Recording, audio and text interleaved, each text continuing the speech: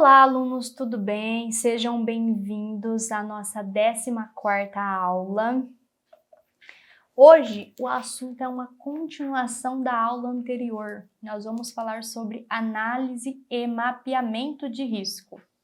Na aula anterior, nós conversamos sobre os colapsos do solo, né? Nós entramos ali em uma discussão sobre o que leva esses solos ao colapso, né? Nós sabemos ali, então, só para revisar, que os solos, nós temos solos colapsíveis, nós temos solos que têm uma propensão maior de reter a umidade e como esse solo está na eminência da sua resistência, ele entra no seu processo ali de erosão e de colapso.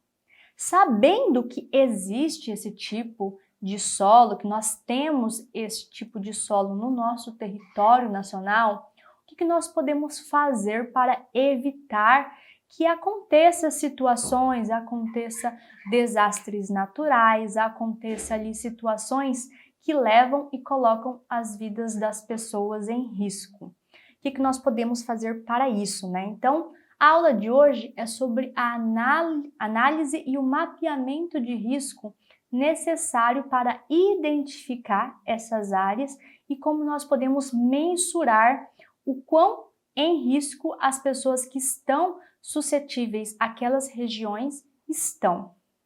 Nessa nossa primeira imagem, nós podemos observar aqui uma pessoa que provavelmente perdeu tudo, perdeu toda a sua edificação por conta de um desastre, certo? Um desastre natural.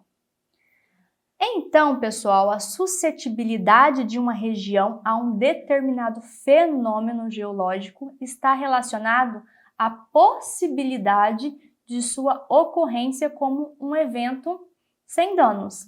A partir do momento, ao mesmo tempo que acontece, que tem esse risco, o risco faz alusão à possibilidade de que a ocorrência do fenômeno tenha consequências sociais e econômicas. Então, nós temos ali um fenômeno geológico que esse fenômeno, por si só, ele é considerado um fenômeno de risco quando ele pode ter consequências sociais e econômicas, certo? A redução desses riscos, como nós podemos prevenir, como nós podemos evitar, é determinada principalmente através da adoção e das práticas das medidas preventivas. Então, nós podemos estudar e antecipar essas situações, certo? Tais medidas requerem, então, estudos preliminares dos fatores condicionantes e dos mecanismos dos fenômenos envolvidos, assim como de uma análise do perigo e do risco. Nós temos uma organização internacional que foi estabelecida pela ONU entre 1990 e 1999, que fala exatamente sobre esse assunto, que estuda sobre esse assunto, que levanta essa pauta, que é a pauta da redução dos desastres naturais, certo? Reconhecido mundialmente pela sua sigla ISDR, que tem como propósito, que tem como objetivo a organização de estratégias de redução dos riscos dos desastres naturais, dos desastres no mundo, que tem como propósito essencialmente reduzir as vulnerabilidades das comunidades como maneira de reduzir o risco do desastre. Nós sabemos que a maioria das pessoas que são atingidas pelos desastres são pessoas que estão ali alojadas, que estão morando e construíram edificações em locais inadequados. E esses locais inadequados colocam essas pessoas em situações de vulnerabilidade, em situações de risco. Então, este problema é um problema inclusive social, certo? Sendo assim, os processos essenciais na formulação do risco para considerar que aquele fenômeno geológico é considerado um risco? Primeiro, é a possibilidade da ocorrência de um evento. Segundo, fenômeno ou atividade humana potencialmente danosa. Terceiro, vulnerabilidade, ou seja, o grau de suscetibilidade do elemento exposto ao perigo.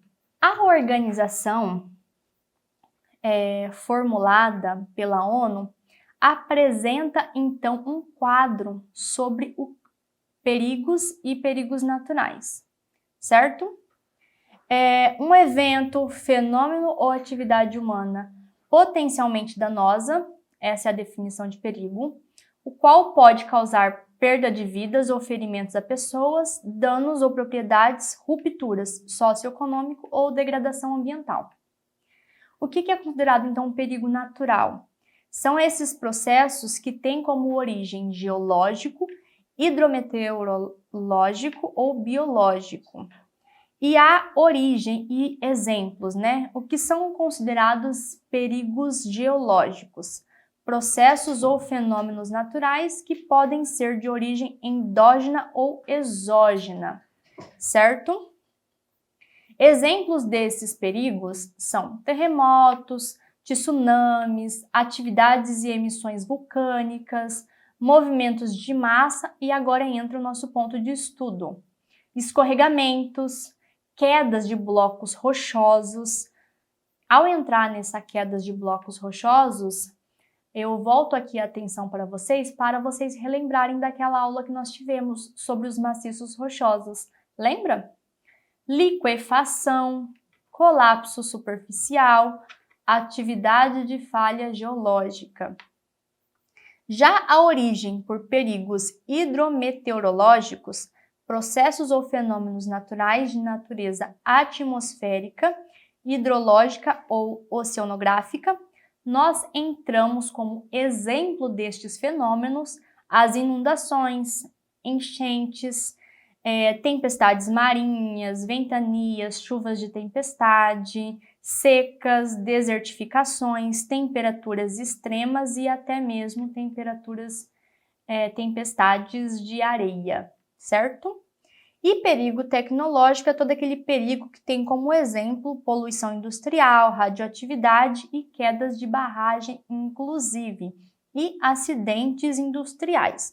Por que queda de barragens entra aqui no perigo tecnológico, pessoal?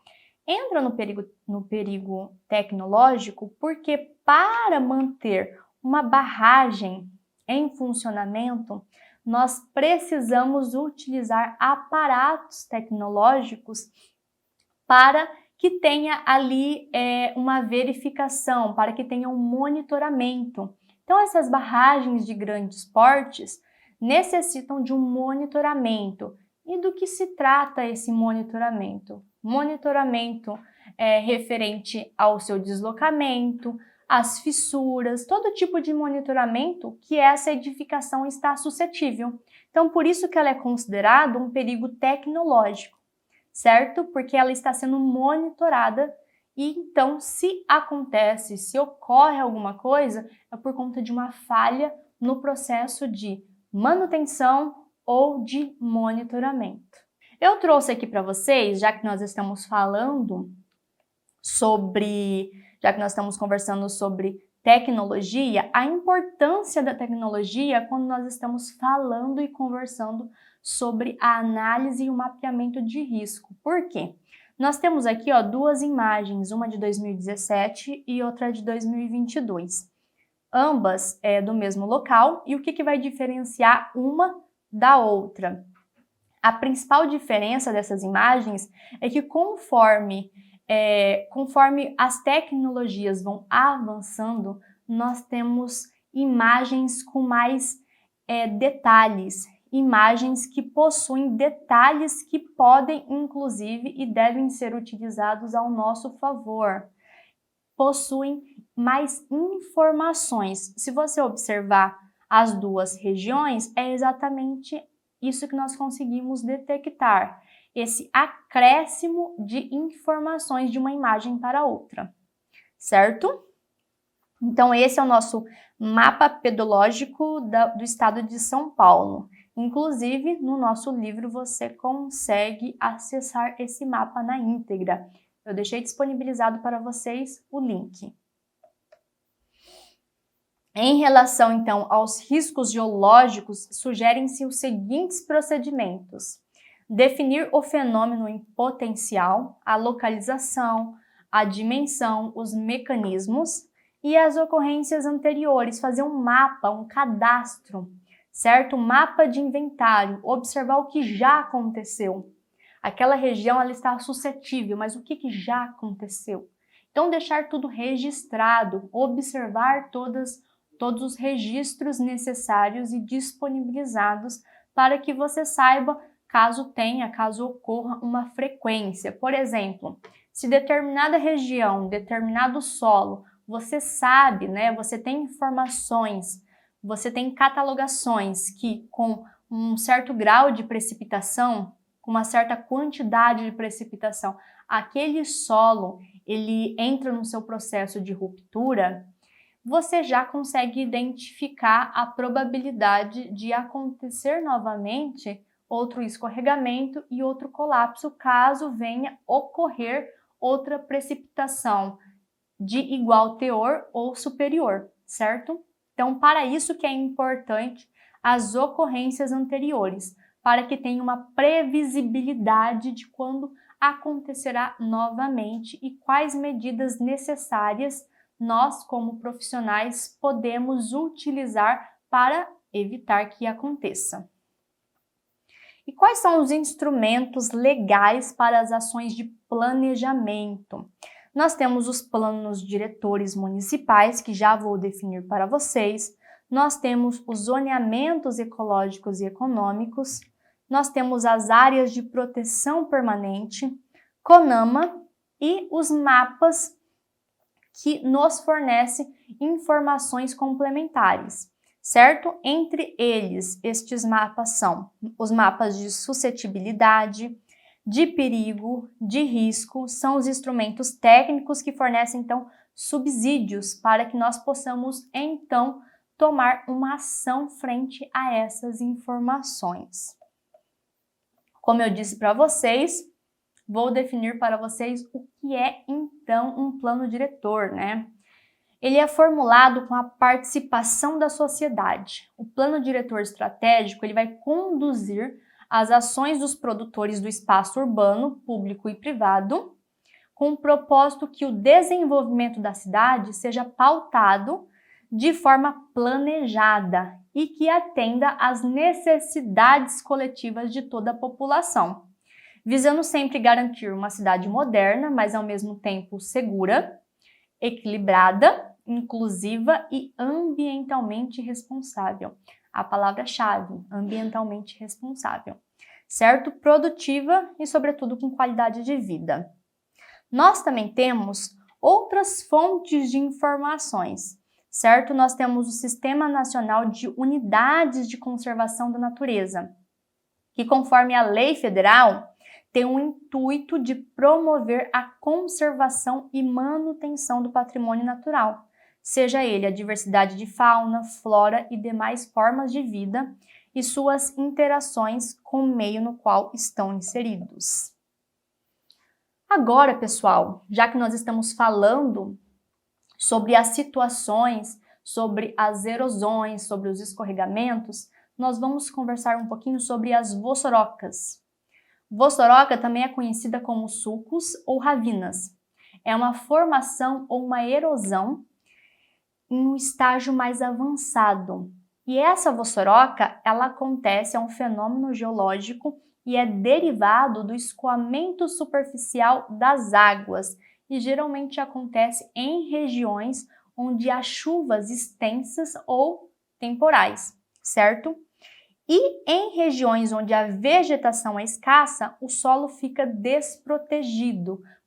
Por isso que é importante, inclusive nessas regiões, sempre lançar mão da estratégia de realizar ali uma espécie de permeabilização utilizando as plantações. Por quê? Porque as raízes das plantações vai evitar que aconteça ali um processo de erosão. Em regiões onde a vegetação é escassa, o solo fica desprotegido e vulnerável. Dessa forma, ele fica suscetível e fraco ao ponto que pode ser carregado pelas enxurradas, certo? Observa-se, inclusive, essa maior suscetibilidade de ocorrência de erosões dos solos com textura mais arenosa e média. Veja só como é importante todo o nosso estudo até aqui entender que alguns tipos de erosões acontecem, em especial em alguns tipos de solo. Trouxe aqui para vocês um exemplo de uma vossoroca em Avaré, São Paulo, certo? E a vossoroca, outros pontos importantes, quais são alguns problemas que elas podem gerar, né?